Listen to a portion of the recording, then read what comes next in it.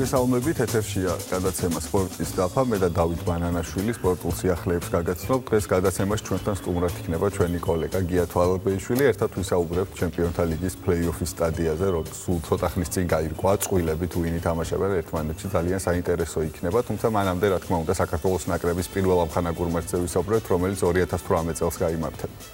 მოგესალმები გია, მივესალმები ჩვენს ტელემაყურებელს. დიახ, საქართველოს საფეხბურთო ეროვნული ნაკრები 2018 წელს პირველ შეხვედრას, ამხანაგურ შეხვედრას ჩაატარებს თურქეთში, ანტალიაში, აზერბაიჯანის ეროვნული ნაკრების წინააღმდეგ. რა თქმა უნდა, ეს ძალიან საჭირო ტესტ მატჩი იქნება. მოგეხსენებათ, უკვე მალე დაიწყება შემდეგ ერთა ლიგის გათამაშება და ვლადიმირ ვაისის გუნდისთვის ეს იქნება ერთგვარი გამოცდა ჩვენი მეზობლებთან დაუპირისპირდება. პლუს ამას იცით, რომ აზერბაიჯანი ერთა ლიგაზე ჩვენს კალათში არის, ანუ ჩვენ ამ ჯგუფში ერთა ლიგის კენჭისყრის შედეგად არ შევხვდებით არც ერთ შემთხვევაში აზერბაიჯანს, თუმცა არის იმის ალბათობა, რომ შემდეგ უკვე თუ გავედით ჯგუფიდან და იმედია გავალთ უკვე ერთა ლიგის ჯგუფიდან, არ არის გამოუცხადო დაუშვათ შემდეგ ეტაპებზე აზერბაიჯანთანაც მოგვიწევს დაუპირისპირება და აქედან გამომდინარე საკმაოდ საინტერესო და სასარგებლო ტესტი უნდა გამოდგეს ჩვენი ეროვნული ნაკრებისთვის. ეხლა გადავიდეთ უკვე ჩვენი დღევანდელი დღის მთავარ სასაუბრო თემაზე. გია, შენ მიყავდა ჩემპიონთა ლიგის წლის, შვეიცარიის ქალაქ ნიუნში გაიმართა მერვედფინალური ეტაპის ყველა წვილი ვიცი და მოდით სანამ უშუალოდ წვილებს დავაკონკრეტებდეთ. თლიანად რამდენად კამაყოფილი ხარ პირადად შენ ამ კენჭისყრით, რამდენად სერიოზული წვილები დაჭდა? ხო, მივესალმები მაყურებელს, მოგესალმებით თქვენს. რა თქმა უნდა, ისე იყო გადანაწილებული კალათებში გუნდები, პირველ ადგილს და მეორე ადგილს. აუცილებლად ერთი ან ორი სუპერწყვილი იქნებოდა, მაგრამ მე გამოყოფდი მაინც სამ წყვილს, აი ორს საყოველთაოდ აღიარებულს მასაკუთრებით სიძლიერით, მესამე იუვენტუსი ტოტენჰემიც მე მგონი მართლაც სუპერწყვილია, იმიტომ რომ ტოტენჰემმა მთლიანად აქცენტი გააკეთა ჩემპიონთა ლიგაზე და წესდარიგით იუვენტუსი სერიოზული ბრძოლა უნდა გავამართოს, მაგრამ რა თქმა უნდა ორი წყვილი რეალი პესეჟე და ჩელსი ბარსელონა გამორჩეულია და მერვედფინალში ორი ნამდვილი სპექტაკლი ველოდება მე ამაში დარწმუნებული. ხო და მოდი სწორედ ჩელსი ბარსელონას უნდა დავიწყოთ პირველი მატჩი ლონდონში გაიმართება სტენფორდ ბრიჯზე და შენ რას ელოდები ამ წყვილისგან ვინ მიგაჩნია ფავორიტად, იმიტომ რომ ძალიან რთულია ახლა ყავს თავის მომხრეები ბარსასა და ჩელსიას და აუც მაინც შე როგორ ფიქრობ? რთულია ძალიან ფავორიტის გამოყოფა რა თქმა უნდა ამ წყვილში, ეს ლეგენდარული დაუპირისპირება ამ საუკუნის დასაწყისში რამდენჯერმე შეხვდნენ ეს გუნდები ერთმანეთს და ყოველთვის თითქმის სკანდალი მთავრდებოდა ყველა ეს დაუპირისპირება და ხოჩოს ბევრი ელოდებოდა ისე იქნება რაღაც სამსაჯო სკანდალები და ასე შემდეგ, ყოველ შემთხვევაში ასე ვარაუდობენ. ნუ ალბათ მაინც ცოტათი უფრო მეტი შანსები შემდეგ ეტაპზე გასვლის აქვს ბარსელონას, ლიონელ მესის ფაქტორს გამოყოფთ, იმიტომ რომ შესანიშნავ ფორმაშია და თუ ბარსელონა დღეს ლიდერია ესპანეთის ჩემპიონატის და შედეგებს დებს, ეს მესის დამსახურებაა და არა იგივე ვალვერდესი, მაგრამ აი ვალვერდეს უკვე თებერვალისთვის მოუწევს სერიოზული ფიქრი, სერიოზული მუშაობა, როგორ გადააწყოს გუნდი, იმიტომ რომ ბარსამ სეზონის წინ იყიდა უსმან დემბელე, რომელმაც ხოლმე 3 თუ 4 თამაში მოასრო, ის დაბრუნდება ძალიან მალე იანვარში წყობაში იქნება და ამხელა ფული იმიტომ არ გადაიხადეს მაშინ რომ ეს დადარკვდა სკამზე დასვან, მე მგონია რომ ვალვერდეს მოუწევს ისე 4-3-3-ზე დაბრუნება და არა 4-4-2 თამაში და აი როგორ განაწყობს გუნდს უკვე დემბელესთან ერთად და როგორ დაალაგებს გუნდს, ეს უკვე ცალკე საკითხია. ანტონიო კონტეს რაც შეეხება, გახსოვთ ალბათ მისი იუვენტუსი დომინირებდა სერიაში, მაგრამ ჩემპიონთა ლიგაზე წარმატებას ვერ აღწევდა და აი ამას უთვლიან მინუსად სხვათა შორის იტალიის სპეციალისტ რამდენად მოახერხებს ის ჩემპიონთა ლიგაზე იყო ჩელსთან ერთად წარმატებით თამაშს. ნუ კონტეს სათამაშო სტილიც, ნუ მაინც უფრო დაცვაზეა, რა თქმა უნდა, ორიენტირებული და ბარსელონას ბურთის ფლობა აქვს, როგორც ყოველთვის აღებული, ნუ თავი ნიშა მათი ეს არის. მოახერხებს თუ არა ბარსელონა პირველ თამაშში შენი აზრით, რომ გოლი გაუტანოს, არ უნდა იყოს მარტივით ან ინგლისში გოლის გატანას თუნდაც ჩელსისთვის. ძალიან რთული იქნება ეს ყველაფერი, მაგრამ მე კიდევ ერთხელ გავიმეორებ და ბარსას გუშემატკივრის 100-საც მოგახსენებთ, რომ ბევრი რამ უნდა გააწყდეს ლიონელ მესი, რომელიც შესანიშნავ ფორმაშია და თუ მას ხვების დაეხმარებიან, იგივე ლუის სუარესიდან ყველა ელოდება, რომ ის ფორმაში შევა და ორგვარი დაიწყებს ჩვეულის სტილში და ჩვეული რაოდენობით გოლების გატანას. თუ ეს მოახერხა, მე მგონი ბარსა მაინც გაჭირვებით, მაგრამ უნდა გადაალახოს ჩელსის ბარემ. თან იმას რამდენად აქვს მნიშვნელობა, შენი აზრით, რომ პირველ თამაშს მაინც სტუმრად თამაშობს ბარსელონა. ნუ შინ მეორე თამაში უპირატესობა. რა თქმა უნდა, ამისთვისაც იბრძვიან ხოლმე როგორც წესი ჩემპიონთა ლიგის ჯგუფურ ეტაპზე გუნდები, პირველ ადგილი დაიკავონ ამისთვისაც, რომ მეორე მატჩი ჩაატაროს საკუთარ მოედანზე, თუმცა როცა ასეთ გრანდები თამაშობენ, მე მგონი აი ამ ფაქტორს გადამწყვეტი მნიშვნელობა მე მგონი მაინც არ ენიჭება. შენ აღნიშნე და წეგან გაიხსენე ძველი დაუპირისპირებები, რომ სკანდალი სრულდებოდა და ასე შემდეგ. და აი ამ ფაქტორის გათვალისწინებით რამდენად იჩენს ეს თავს თუნდაც იგივე ახლა თებერვალში გასამართ პლეი-ოფებში, იმიტომ რომ ორივე გუნდს საკმაოდ მაღალი კლასის შემსრულებლები იყოს, ორივე გუნდს, ნუ არ ვიცი, მწვრთნელთა ფაქტორზე შეიძლება ალბათ საუბარი გია, იმიტომ რომ ნუ ვალვერდე ჯერჯერობით მაინც კრიტიკის კაცეცხლში ყავთ გულშემატკივრებში. კი, ყავთ, მიუხედავად იმისა, რომ ბარსას შედეგები აქვს, აღარ არის ლაპარაკი გულშემატკივრებს შორის, რომ განახე გუშინ ბარსამ რა ქნა, როგორ ითამაშა. გუნდი იქამდეც კი მივიდა, რომ ჯგუფურ ეტაპზე ზედიზედ 2-0 ითამაშა, რაც არ ქონია 2 ათეული წლის განმავლობაში. ეს ყველაფერი, რა თქმა უნდა, ვალვერდეს წესხულზე არ ასხამს წყალს და რაც შეეხება დათო შენს კითხვას, გეთანხმები, შეიძლება ერთ მომენტმა გადამწყვეტი გავლენა იქონიოს, აი ეს სკანდალური დაპირისპირება, როცა პენალტი არ დაინიშნა, გახსოვთ ბარსას კარში ბალაკის აქციების გამო ნორვეგიელმა მსაჯმა, შეიძლება ასეთმა მომენტმა მართლაც გადაწყვიტოს აი ამ ძალიან რთული დაპირისპირების ბედი და მე არ მესმის UEFA-ს, რომელიც არ ბაძავს FIFA-ს და ეს ვიდეო გამომრების სისტემა არ შემოაქვს შეჯერებით თავის ეგიდის გამართულ ფაქტია, რომ ამ FIFA-ს ინიციატივამ რაღაც ძალიან დიდი კარგი შედეგები გამოიღო ამ გასულ შეხვედრებში და კარგი შევესვათ ახლა ჩელსი ბარსელონას, რა თქმა უნდა, აქ ძალიან რთულია ფავორიტ დასახელება, მაგრამ მაინც ალბათ მცირე უპირატესობა ბარსას უნდა მივანიჭოთ და რეალი პარი სენ-ჟერმენი კიდევ უფრო რთულია და ძალიან საინტერესო ეგრეთ წოდებული ტროლი გააკეთეს Facebook-ზე ბაიერნის გულშემატკივრებმაც და სხვებმაც.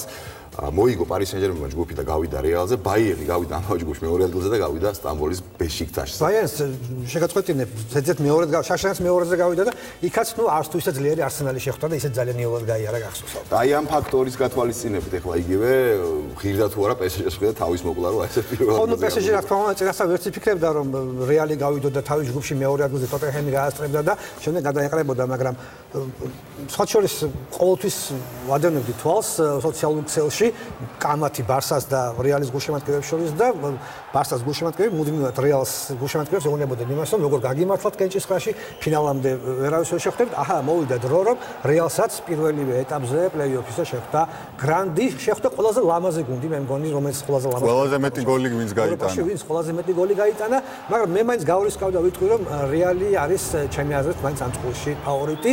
პირველ ისტორიით, ტიტულებით და ასე შემდეგ. ტიტულებით და გამოცდილებას ვამბობ და მწვრთნელების ფაქტორს ვამბობ. უნაი ემერი არც თუ ისე ძლიერ მწვრთნელად მეჩვენება მე და როგორც კი PSG ეთამაშება გრანდს მანდამაინც კარგად ვერ გამოიყურება. ნუ ბავარიასთან 3-0 მოიგო ჯგუფში, მაგრამ ბავარიას მაშინ ანჩელოტი ყავდა და ანჩელოტი გადაიკიდა ნახევარი გუნდი და იმ მატჩის შემდეგ გაუშვეს, მოვიდა ჰაინკესი და ვინც ნახა ის თამაში, მე მგონი ძალიან მარტივად და მშვიდად კრად მოიგო ბაიერნმა პარი სენ-ჟერმენს. პარი სენ-ჟერმენს ახლა რა თქმა უნდა უდიდესი ზეწოლის ქვეშაა პარი სენ-ჟერმენი. მე დავარქმევდი ამას სამაგ გამოწვევას პარიზელებისთვის. გამოწვევა ჯერ ეს ერთი უნაი ემერისთვის, მან რომ აი ეს დაპირისპირება წააგოს ორ მატჩიანი ალბათ იმ წუთში გაუშვებენ გუნდიდან და ეს რა თქმა უნდა უდიდესი ზეწოლა ესპანეთს. ფიქრობ რომ გაუშვებენ მაინც რეალთან მართლაც. ხო, წესი დარიგით უკვე ისე იქნება ალბათ კლუბის ხელმძღვანელობა გამწარებული რომ არ გამოურიცხავ რომ გაუშვეს. ნეიმარი, რომელიც ამტკიცებს რომ მას უნდა ოქროს ბურთის მოგება და ამიტომ გადავიდა პარი სენ-ჟერმენში და აგერ ბატონო რეალს ხვდება კრისტიანო რონალდოს, რომელსაც უკვე ჩვეულებად ექცა ოქროს ბურთების მოგება. ნეიმარს აქვს შანსი რომ დაამარცხოს უშუალო ორთაბრძოლაში კრისტიანო რონალდო და ამტკიცოს რომ ისიც იმსახურებს ოქროს ბურთს და მესამე, როცა გადაიხდი ორ ფეხბურთელში თითქმის 9 მილიარდს და გამოეთიშები პლეი-ოფის პირველივე ეტაპზე ეს უკვე შეიძლება ანეკდოტად იქცეს უკვე ფეხბურთში. არ აქვს მნიშვნელობა ვის შეხვდება, იმიტომ რომ თუ პრეტენზია გაქვს რომ გახდე ჩემპიონთა ლიგის გამარჯვებული, ყველას უნდა მოუგო. საერთოდ შეხვდები მადრიდის რეალს. ასე რომ პარი სენ-ჟერმენს ზეწოლა აქვს უდიდესი, მე შემიძლია ვთქვა და გამოცდილების ხრივ მართლაც თან დიდი სხვაობა ამ მომჩილს. და გია მესამე წვილი ახსენე შენ თვითონაც იუვენტუსი ტოტენჰემი ძალიან საინტერესო დაპირისპირება იქნება. იუვენტუს მართალია ნუ წარმატებისთვის არ მიუღწევია ჩემპიონთა ლიგაზე, თუმცა სტაბილურად კარგად გამოდის ბოლო წლებში ფინალებიც ითამაშა, თუნდაც რეალთან წაგებული ფინალი რომ გავიხსენოთ. ამ წვილში როგორ ფიქრობ რომელია ფავორიტი? მე მგონი ყველაზე რთულია ფავორიტის დასახელება, მაგრამ იუვენტუსის პლუს ვიტყვი იმას, რომ იუვენტუსმა თუ გახსოვთ წინა სეზონებშიც შემოდგომა არც თუ ისე წარმატებით გაირა, გახსოვთ ალბათ რამდენი ჩამორჩა სერიაში და მე მაინც ჩემპიონი გახდა. ეხლა უკვე ნელ-ნელა ააწყო თამაში კვლავ ალეგრის გუნდმა, მხოლოდ ორი ქულა სერიას ლიდერთან და აი თებერვლის მონაკვეთში უკვე და გაზაფხულზე იუვენტუსი ყოველთვის ძალიან კარგად გამოიყურებოდა, ეს ამ გუნდის პლუსია, მაგრამ ტოტენჰემზეც ვიტყვი, ძალიან კარგად აწყობილი გუნდი, შესანიშნავ ფორმაშია. კი, ამ გუნდმა უხეშად ვთქვათ, ვერ გაკაჩა ორ ფრონტზე თამაში, პრემიერ ლიგაში ტოპ-6-დანაც გამოვარდა ერთი მომენტი, მაგრამ აი ჩემპიონთა ლიგაზე ჯგუფურ ეტაპზე ყველაზე მეტი ქულა დააგროვა. ეს უკვე ბევრს ნიშნავს და რაც თავარია, ჩამოიტოვა უკან მადრიდის რეალი. ჰარი კეინის შეჩერება ძალიან რთულია. იუვენტუსის დაცვა ძალიან ძლიერია, მაგრამ ისეთი ვერა, როგორც ბონუჩისთან ერთად იყო, ასე რომ ძალიან რთული აქვს წინასწარ მეტყოლო წინასწარ გამარჯვებული. აქ ერთ მომენტსაც აქცევენ ყურადღებას ალეგრის მომენტს. კი, ალეგრი რა თქმა უნდა უდიდესი მწვრთნელია და იუვენტუსი წინ მიყავს, მაგრამ მას ახლა გონებაში აქვს სხვა წინადადებები. იგივე პარი სენ-ჟერმენიდან შეთავაზება იყო, იგივე იტალიის ფეხბურთის ფედერაციისგან და სხვაგან არის მისი ფიქრები და შეიძლება ამან ცოტა იმოქმედდეს იუვენტუსის თამაშზე პლეი-ოფში. აქ როგორ შეაფასებთ მაინც შანსებს პროცენტულად რო გადავანაცვლოთ? უფრო მაინც აი როგორც ბარსელონას მივანიჭებ ცირე უპირატესობა ჩელსს, ალბათ იუვენტუსს მივანიჭებ მაინც. და ინგლისურ გუნდებზეც უნდა ვთქვა, ხა ტოტენჰემზე კი ვისაუბრეთ, მაგრამ იგივე მანჩესტერ სიტი, რომელიც პარი სენ-ჟერმენთან ერთად ალბათ ყველაზე ლამაზ ფეხბურთს თამაშობს წლევანდელ პრაქტიკულად ვესტ-ჰემთან დამარცხება რო არა, სიტი არაგებდა არაფერს საერთოდ ორივე ფრონტზე, როგორც პრემიერ ლიგაში, ასევე ჩემპიონთა ლიგას და ბაზელის სახით, არ ვიცი, სიტის რამდენად უნდა გაუჭიდეს როგორ. არ მგონია, ხო, ბაზელმა მე მგონი უკვე თავისი შეასრულა ჯგუფიდან გავიდა კი შეიძლება და რომელიმე სხვა მეტოქესთან ებრძოლა, მაგრამ მანჩესტერ სიტის წინააღმდეგ იგივე სიტი შახტართან წაგება პრინციპში გადახალისებული შემადგენლობა იყო და ძალიან გადახალისებული. შახტარი უფრო მოტივირებული და სიტის გარანტირებული ქონდა პირველი ადგილი. მე მგონი შვიდად წყნარად შეუძლია უკვე იფიქროს მეოთხედფინალურ საგზურზე მანჩესტერ სიტის. ამ გუნდის ძალა ჩვენ ვნახეთ 2-3 დღის წინ იუნაიტედის წინააღმდეგ პირველ ტაიმში რამხელა უპირატესობა ჰქონდა ოლდ ტრაფორდზე გვარდიოლას გუნდს. თუ უცებ მოულოდნელად სიტიმ არ მოუკლო თამაში, როგორც შაშან დაემართა ძალიან კარგი სერიის შემდეგ, მე მგონი სიტი საკმაოდ შორს გავა ჩემპიონთა ლიგაზე.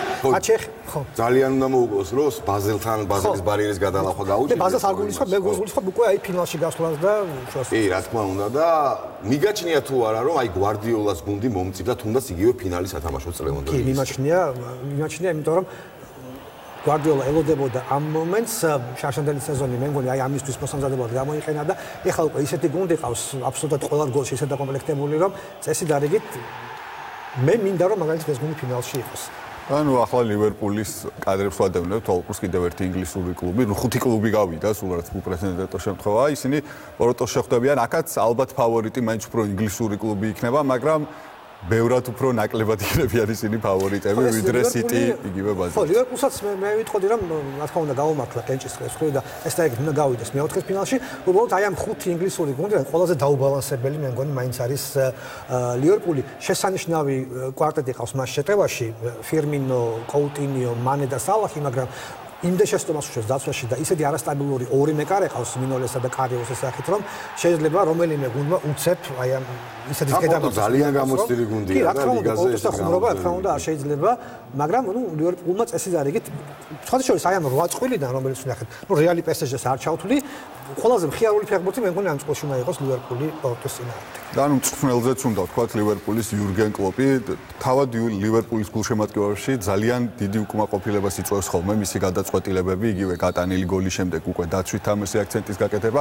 აი მწვრთნელთა დუელზეც რომ ვთქვათ ამ წყვილში შენი აზრით რომელი უკეთესი მწვრთნელი? რა თქმა უნდა კლოპს გასწრებით დიდი გამოცდილება აქვს და დორტმუნდი ფინალში ესყავს გაყვანილი, მაგრამ მართლაც ხანდახან უცნაურ გადაწყვეტილებებს გერმანელი იღებს, იგივე ბოლო ტურში პრემიერ ლიგაში, რატომაც ეგონა რომ ძალიან მარტივად გავიდა და ფონს ლივერპულურ დერბიში უპრინციპულესი მატჩია ლივერპულისთვის სეზონში, ზოგადად ევროპასთან დაპირისპირება და არ გამოიყვანა არც კოუტინო და არც ფირმინო, ჩათვალა რომ დაიღალნენ ისინი, სად დაიღალნენ, 7-0 სპარტაკთან დაიღალნენ და საბოლოოდ ვერ მოიგეს უპრინციპულესი შეხვედრა, მაგრამ კლოპს ეყოფა იმდენი გამოცდილება, რომ მე მგონი კარგად მოამზადოს გუნდი და ამ ხრივ მე მგონი პრობლემა არ ეხდება.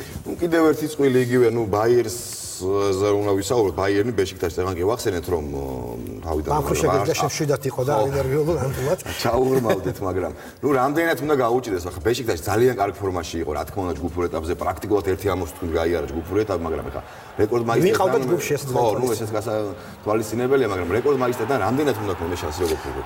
მე მგონი ყველაზე იოლ გამარჯვებას ბაიერნი მოიპოვებს ჩემპიონთა ლიგაზე. ბეშიქტაშმა თავის გასაკეთებელი გააკეთა თავისი არსებობის ისტორიაში პირველად გავიდა პლეი-ოფში და ეს უკვე ძალიან დიდი მიღწევაა. ბაიერს მე ერთად ფავორიტად მივიჩნევ საერთოდ ჩემპიონთა ლიგისა, რატომ? შემადგენლობა საკმაოდ ძლიერი, იუფ ჰაინკესის ფაქტორის გათვალისწინებით მოვიდა ჰაინკესი და აი იმ წუთში დაალაგდა გუნდში, ყველაფერი აბსოლუტურად დაალაგდა ყველაფერი გუნდში. ეკონომ რეჟიმში თამაშობენ, ჩემპიონატში ყველაფერი წესრიგში აქვთ. საშუალება აქვს ჰაინკეს დაასვენოს, აი ბოლო წუთში მაგალითად ლევანდოვსკი არ ათამაშა. მოკლედ შესანიშნავად დაკომპლექტებული გუნდი, ჰაინკესმა იპოვა ეს 11-ეული, რომელიც უნდა იყოს ძირითად შემადგენლობაში, იგივე ხამესენდო, იგივე ვიდალი დააბრუნა საყდენის პოზიციაზე, ყველა პოზიციაზე კარგი ფეხბურთელები და რაც თავარია, ულრაიხმა მოუმატა მეკარე, ამასობაში ნოიერიც ამჯამთობება და ბაიერნი საკმაოდ მძლავრი გუნდი უნდა იყოს წესი და რიგით. შეიძლება ბევრი ამაში არ მეთახება, მაგრამ მე მგონია რომ ეს ერთ-ერთი მთავარი ფავორიტია. ბაიერნმა თუ მოიგო ჩემპიონთა ლიგა, ჰაინკეს სავარაუდოდ გაუგრძელებენ კონტრაქტს, როგორც ვიცით, სეზონის ბოლომდე. არა, ჯიუტად არ რჩება, გამორიცხავს დარჩენას, მაგრამ შონესი ყველაფერს აკეთებს, რომ კიდევ ერთი წელი მინიმუმ დარჩეს ჰაინკეს. რა დაგვჭირდა ერთი წვილი კიდე მანჩესტერ იუნაიტედი სევილია. როგორ ფიქრობ, აქ შანსებს როგორ შეაფასებდი და მანჩესტერის ზოგადად წლევანდელ სეზონზე რა სიტყვი? ხო, მანჩესტერი, სხვა შორის დღეს წავიკითხე ვანგალის ინტერვიუ და მან თქვა, რომ მე როცა მანჩესტერ იუნაიტედში მუშაობდი, მაშინ გაცილებით კარგ ფეხბურთს თამაშობდა ჩემი გუნდი, ვიდრე ეხლა არის მანჩესტერი, რომელიც მოსაწყენია, მაგრამ მე მაკრიტიკებდნენ და მოურინიოს არ აკრიტიკებდნენ. რაღაცაში ვეთახები ჰოლანდიელ სპეციალისტს, მე მანდამეც არ მომწონს მანჩესტერ იუნაიტედის თამაში, მაგრამ კიდევ უფრო არ მომწონს სევილია, მე სევილია ჯერ კიდევ ნახე პლეი-ოფში, როცა ეთამაშებოდა ისთანბულს, თურქულ გუნდს და ძლივს გავიდა, ძლივს გაიარა ის ბარიერი და სპარტაკთან რაც მოუვიდა 1-5 ნახეთ, მარიბორს ჭირდებოდა და ვერ მოუგო და მაინც გაძრა შემდეგ ეტაპზე. სევილია მე მაინც საკმაოდ სუსტ გუნდად მიმაჩნია და ეს მანჩესტერ იუნაიტედის მე მგონი საკმაოდ ეყოფა რომ გაიაროს სევილიას ბარიერი. მე ესე მგონია ყოველ შემთხვევაში. მადლობა გია სტუმრობისათვის, ეს იყო ჩემპიონთა ლიგის წყვილები. მართლა ძალიან საინტერესო დაპირისპირებები ელის წინ პირველი არხის მაყურებელს, ასე რომ აუცილებლად უნდა უყუროთ ჩემპიონთა ლიგას პირველ არხზე თებერვლიდან. ჩვენ კი შეგვიძლია გადავიდეთ მომდევნო თემებზე, რა თქმა უნდა, შორს არ წავალთ ჩემპიონთა ლიგის მერვე ფინალებიდან, ვისაუბრებთ ევროპა ლიგის მე-16 ფინალებზე, სადაც რა თქმა უნდა არის უამრავი წყვილი, თუმცა ჩვენთვის ყველაზე უფრო საინტერესო არის ლოკომოტივის და ნისას დაპირისპირება, ვინაიდან ვიცით რომ საბაკვირკველია თამაშობს რეგულარულად ლოკომოტივის შემადგენლობაში და ასევე მეორე რუსულ კლუბში სპარტაკში თამაშობს ჯანო ანანიძე. ჯანოს არ ქონდა დიდათ ახლა არც ევროტურნირზე, არც ციდათში და ჩემპიონატში სათამაშო დრო. უნდობლობის ფაქტორიც იყო, მაგრამ იმედია ეს ყველაფერი გამოსწორდება ლუკა და ჯანო დაუბრუნდება მოსკოვის სპარტაკს. აშკარად ერთი პერიოდი გუნდის ერთ-ერთი გამორჩეული და ლიდერი ფეხბურთელი იყო, ხო? ნამდვილად იმედია, ნუ კიდე იყო შანსები რომ მეტი ქართველი ფეხბურთელი გვეხილა ევროპა ლიგის პლეი-ოფის სტადიაზე, იგივე გურამ კაშიას ვიტესი იყო, ვაკო გვილია თამაშობდა, იყო კიდე ერთი-ორი ფეხბურთელი, მაგრამ სამწუხაროდ მხოლოდ ეს ორი გუნდი გავიდა, სადაც ქართველი ფეხბურთელი ასპარეზობს. ნუ სოლომონ კულკველია, საბაკვირკველია ძალიან კარგ ფორმაშია ნამდვილად და საუბრები მიდის იმაზეც, რომ ის უკვე უკეთეს გუნდს იმსახურებს, იმედია ლიგის გუნდების დასახელდა. იმედია ეს ასეც მოხდება, საკმაოდ დიდი ხანი გავიდა მას შემდეგ, რაც ქართველი ფეხბურთელი ტოპ ჩემპიონატში თამაშობდა და იმედია ეს მალე დადგება ეს დრო, რომ თუნდაც კულკველია გადავა კარგ გუნდში. რა თქმა უნდა, ევროპის ლიგაც თებერვალში აიღებს სტარტს და ჩვენი ყურადღებისათვის სწორედ ქართული ფეხბურთელების კლუბები იქნება. გადავინაცვლოთ ფრენბურთზე ახლა უკვე და ვთქვათ, რომ ვაჟა კაჭარავას სახელობის ოლიმპიური მზადების ცენტრში პირველი ეტაპი დასრულდა საქართველოს ჩემპიონატის ქალ ფრენბურთელთა შორის. საკმაოდ საინტერესოდ მიმდინარეობს ტურნირი. გაიმართა დასკვნითი შეხვედრები კვირას უკვე და ძალიან საინტერესო გამოდგა მატჩი თბილისსა და ქუთაისის შორის. აქ თავიდან ქუთაისელებმა პირველი ორი სეტი მოიგეს და თითქოს თბილისის გუნდი გამოვლა მდგომარეობაში იყო, მაგრამ ანაყიფშის გუნდმა შეძლო და მოატრიალა ეს თამაში. ჯერ საერთო სეტებში ანგარიში გაათანაბრა 2-2 და გადამწყვეტ სეტში ან მოკლეს სეტში, რომელიც 15-მდე იყო, შეძლეს თბილისელებმა გამარჯვების მოპოვება და გეტყვით რომ თბილისმა პირველი ეტაპი დაასრულა მეორე ადგილზე, ანუ აქ ეტაპების მიხედვით არის შემდეგ ვლინდება უკვე ჩემპიონი გაზაფხულზე. დიახ, მეორე ადგილზე უდანაკარგო არის დიდი ჯიხაიშის ჯიკო, ამ გუნდმა ყველა შეხვედრა მოიგო, პრაქტიკულად ისე რომ სეტის კი არ წაუგია და შემდეგი ეტაპის მატჩები უკვე გაიმართება ბათუმში, ანუ მეორე ეტაპის მატჩები და შემდეგ დაბრუნდებიან გუნდები ასევე თბილისში მესამე ეტაპზე და უკვე პლეი-ოფის შეხვედრები და ოთხფინალი ასევე თბილისის ახალ დარბაზებში გაიმართება ფრენბურთს. ძალიან კარგი ტენდენციაა ზოგადად ის რომ გაახალგაზრდობა წავიდა, ეთდება აქცენტი ფედერაციის მიერაც რომ იყოს ახალგაზრდული გუნდები, იყოს ახალი თაობა და მაყოფილი ვარ ზოგადად ამ პირველი ტურის შედეგებით და თამაშების ხარისხით. ძალიან კარგი თამაში იყო, ქუთაისმა ძალიან იბრძოლა, ძალიან კარგი ბავშვები არიან. თბილისსაც იყო მომენტები, როცა კარგად ითამაშეს, მაგრამ ორი პარტია წავაგეთ. საბოლოოდ მაინც მოვახერხეთ გამარჯვება. მე კმაყოფილი ვარ ამ თამაშით. გავაგრძელოთ სპორტული გადაცემა, სიახლეები, შემდეგი თემა ეხება კიდევ ერთი სპორტსმენის ქანდაკება, ზოგადად სპორტსმენების ქანდაკებები ართვისზე წარმატებული გამოდის, გემახსოვრებათ კრისტიანო რონალდოს ქანდაკება, ამჯერად უნდა ვისაუბროთ დიეგო მარადონას ქანდაკებაზე, ინდოეთში, კოლკატაში გახსნეს მისი 3 ქანდაკება, ხელში უყრია სოფლიო თასი, რაც არ გავს სოფლიო თასს, მთავარი პრობლემა ქანდაკების ეს ნამდვილად არ არის, თავად მარადონაც არ გავს მარადონას. ნახავთ რა თქმა უნდა ამას, საქველმოქმედო ხასიათი ქონდა რა თქმა უნდა. მთლიანობაში ამ ღონისძიებას მარადონამ 11 ადამიანს გაუწია ფინანსური დახმარება, 11 ისეთ ადამიანს, რომელიც კიბოთია დაავადებული. მთლიანობაში ძალიან კმაყოფილი იყო მარადონა ამ ღონისძიებით, როგორც ის ყოველთვის არის მის და მიძღვნილი ღონისძიებებით კმაყოფილი და განაცხადა, რომ ის, როდესაც კითხვა დაუსვეს, რომ იყო თუ არა ის ყველა დროის საუკეთესო ფეხბურთელი, მან უპასუხა, რომ ნუ მე ღმერთი არასდროს ყოფილა, უბრალოდ ფეხბურთელი ვარ. ესე თავდაბლობა გამოიჩინა იშვიათი დიეგო. ხედავთ ახლა თქვენს ქანდაკებას, არ ვიცი თავად როგორ მიამსგავსეთ, მაგრამ ჩვენ ყოველ შემთხვევაში მაინც და მაინც მარადონას ასლი ვერ ვნახეთ აქ და ამ ქანდაკების თუმცა ესე გადაწყვიტეს ინდოეთში და ესეთი ქანდაკება დაუდგეს მართლაც რომ სოფლიო ფეხბურთის ყველა დროის ერთ-ერთ გამორჩეულ ფეხბურთს თუ არა საუკეთესოს. ნუ რონალდინიოზეც თქვათ 2 სიტყვა 37 წლის ფეხბურთელს კარიერის დასრულების შესახებ განცხადება ჯერ არ გაუკეთებია აქტიური სპორტული კარიერის დასრულების შესახებ და ძირითადად იგი საქველმოქმედო და ამხანაგურ შეხვედრებში იღებს მონაწილეობას ამჯერადაც მან ყოფილ სპორტსმენებთან მსახიობებთან ერთად იმონაწილეა ერთ-ერთ შეხვედრაში და 50 მეტრიდან მოახერხა მან გოლის გატანა ხედავთ მეკარეს გადაუგდო მან ბურთი თავზე ნუ ფეხბურთისგან სიამოვნების მიღების ერთ-ერთი უმთავრესი წყარო იყო ალბათ რონალდინიო, როდესაც იგი საუკეთესო ფორმაში იმყოფებოდა იგივე ბარსელონაში რომ გავიხსენოთ მისი თამაში. მართლაც საოცრებებს ჩადიოდა ის მოედანზე, სტრიტ ფუტბოლს თამაშობდა იგი პროფესიონალურ დონეზე ფაქტიურად. მართლაც საოცარი ფეხბურთელი იყო და საწყენია რომ მისი კარიერა ისეთი გრძელი არ იყო, როგორც ბევრი სხვა ფეხბურთელის არის ლეგენდების. კი ბატონო, ნამდვილად ასეა, გავაგრძელოთ გამოშვება კალათბურთი და ნაციონალური საკალათბურთო ასოციაციით, სადაც გაიმართა რეგულარული სეზონის მორიგი 6 შეხვედრა დღეს დილით გამთენიისას. ძალიან მოულოდნელად დიდი სხვაობით წააგო აღმოსავლეთ კონფერენციის ლიდერმა ბოსტონ სელტიკსმა აუთსაიდერ ჩიკაგო ბულსთან იუნაიტედ ცენტრში განიცადეს ბოსტონელებმა ეს მარცხი, თუმცა ამას ალბათ თავისი მაინც ობიექტური მიზეზებიც აქვს. კაირი ირვინგმა არ ითამაშა ამ შეხვედრაში ბოსტონის უდაოდ გამორჩეულმა კალათბურთელმა და ეს უმალ დაეტყო სელტიკს დღევანდელ დაპირისპირებაში. აქვე კიდევ ერთი ფაქტი დაფიქსირდა ხანგრძლივი პაუზის შემდეგ ნიკოლა მიროტიჩი დაუბრუნდა ესპანეთის ნაკრების კალათბურთელი ჩიკაგო ბულს. მას ყბა ჰქონდა მოტეხილი და ის ყბა მოტეხა თავისივე თანაგუნდელმა ჭუბის დროს ბობი პორტერმა, რომელმაც დღეს ითამაშა სხვადასხვა ამ შეხვედრაში ორივე ერთად იყვნენ მოედანზე. ნუ დაალაგდა მათ შორის სიტუაცია, შეერიგდნენ ასე ვთქვათ და დღეს როგორც უკვე გითხარით 23 ქულის სხვაობით დაამარცხეს აღმოსავლეთ კონფერენციის ფავორიტი 108-85. მიროტიჩის დაბრუნება კი ძალიან წარმატებული გამოდგა, მან 24 ქულა მიითვალა აქტივში. ძალიან შედეგიანი და საინტერესო გამოვიდა დასავლეთ კონფერენციის გუნდების ჰიუსტონ როკეტსის და ნიუ ორლიან პელიკანსის დაპირისპირება, რომელიც ტოიოტა ცენტრში შედგა და ჰიუსტონელების გამარჯვებით დასრულდა. ჰიუსტონი მოგეხსენებათ საერთოდ დასავლეთ კონფერენციის ლიდერია Golden State Warriors-თან ერთად 130-123 ხედავთ თქვენს ეკრანებზეც ანგარის ამ მატჩის საბოლოო შედეგის. მართლაც, თუმცა უნდა აღინიშნოს, რომ ნიუ ორლიანმა დიდი ხნის განმავლობაში და პრაქტიკულად ბოლო წუთებამდე სერიოზული წინააღმდეგობა გაუწია აშკარა ფაულის აი ამ წყვილის. წააგო შეიძლება ითქვას ღირსეულად 7-7 ქულის სხვაობით მხოლოდ და მხოლოდ ძალიან კარგი მატჩი ჩაატარა დამარცხებულ გუნდში ჯრიუ ჰოლიდეიმ, რომელმაც 37 ქულა გააკეთა. აქეთ ჰიუსტონში 28 ქულა რა მოხსნა ქონდა კლინტ კაპელას, ხოლო ჯეიმს ჰარდენს რაც შეეხება მან 26 ქულასთან ერთად 17 შედეგიანი გადაცემა გააკეთა. ბრწყინვალე ფორმაშია ჯეიმს ჰარდენი და ის ამბული ლიდერია ჰიუსტონ როკეტსის, როგორც უკვე გითხარით, ტექსასური გუნდი ლიდერობს დასავლეთ კონფერენციას.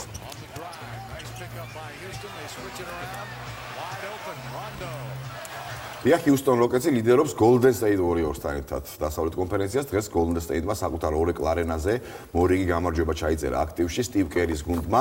დაამარცხა Portland Trail Blazers შედარებით დაძაბულ შეხვედრაში. მატჩის საფინალო ანგარიში 111-104 გახლავთ. ზაზაფაჩულიას არ მიუღია ამ შეხვედრაში მონაწილეობა, მოგეხსენებათ ქართულ კალათბურთელს მცირე ტრავმა აწუხებდა მოედანზე არ გასულა, ასევე არ უთამაშია და ალბათ კიდევ კაი ხანი ვერ ითამაშებს. ყოველ შემთხვევაში ორი კვირა მაინც ესეც ცელდება ინფორმაცია სტეფ კარი, რომელსაც კოჭი აქვს გადატრიალებული და ჯერ ჯერჯერობით მოედანზე გასვლას ვერ ახერხებს, მაგრამ ამის მიუხედავად Golden State-მა შეძლო და გაიმარჯვა ამ შეხვედრაში, როგორც გითხარით, 7 ქულის მალობით.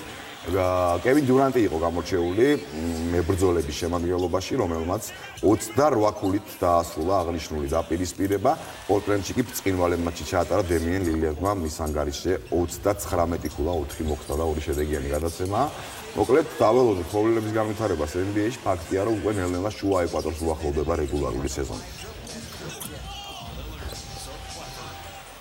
კვირის საუკეთესო კალათბურთელები ნაციონალურ საკალათბურთო ასოციაციაში ოლადინო და დურანტი არიან. ოლადინო პეისერსთან ერთად ზედიზედ მეოთხე შეხვედრა მოიგო, სასწაული სტატისტიკა აქვს ამ კალათბურთელს უკაცრავად 30.8 ქულა, 7 მოხსნა, 4.3 ასისტი და 1.8 მოპარვა ბურთის ჩაჭრა თამაშისას. ძალიან კარგი სტატისტიკაა და კიდევ უკეთესი აქვს პროცენტი, მას 51.2% აქვს მას შიგნიდან, ასე ვთქვათ, ორქულიანის ყორცნისას და 47.5% სამქულიანის როლისას. ყოველ მეორე სამქულიანს პრაქტიკულად აქტებს ოლადინო, შესანიშნავ ფორმაში იმყოფება ინდიანა პეისერსის კალათბურთელი. ასე რომ აღმოსავლეთში ღირსეულად გამოარჩიეს ის აღმოსავლეთ კონფერენციაში. და დასავლეთ კონფერენციაში დურანტი არანაკრები სტატისტიკით 30 ქულა საშუალოდ, 9.3 მოხსნა, 7.3 ასისტი, 1 ჩაჭრა და 2.67 ბლოკი თითო თამაში, ანუ საოცარი მაჩვენებელია თამაში, საშუალოდ 3 ბლოკს რომ აკეთებს ერთი კალათბურთელი, დაცვაშიც ძალიან კარგად ირჯება კევინ დურანტი.